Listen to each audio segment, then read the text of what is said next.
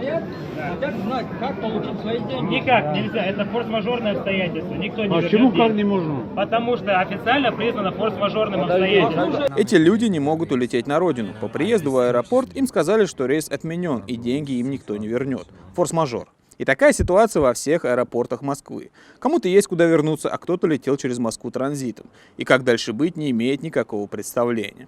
Зафарджон уже 4 дня ночует в аэропортах столицы. Он летел из Санкт-Петербурга с пересадкой в Москве. Мужчина убежден, проблема в том, что он купил билеты до подорожания. И авиакомпания предпочла заработать на высоких ценах за его счет. Мы купили за 25 тысяч, за 26 тысяч, короче.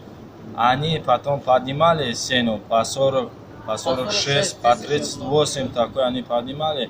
Они видели, что мы меньше купили, да, они сразу отменили наш рейс и дали по 30, по 36, они продали.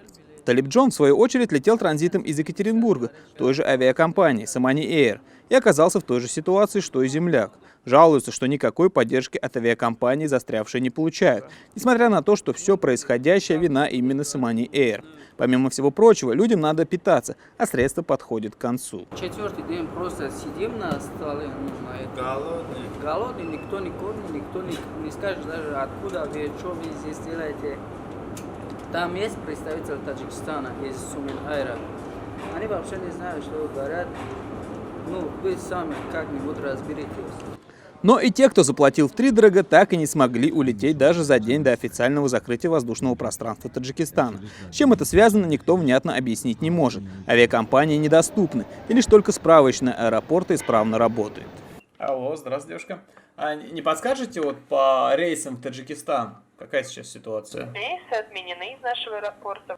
Ага, просто люди там по 4 дня уже сидят, никак улететь не могут. Вот. Ну, потому что границы закрывают все. Но им надо в посольство обращаться уже. Если границы закрыли, только через посольство писать заявление. И их будут переправлять на родину.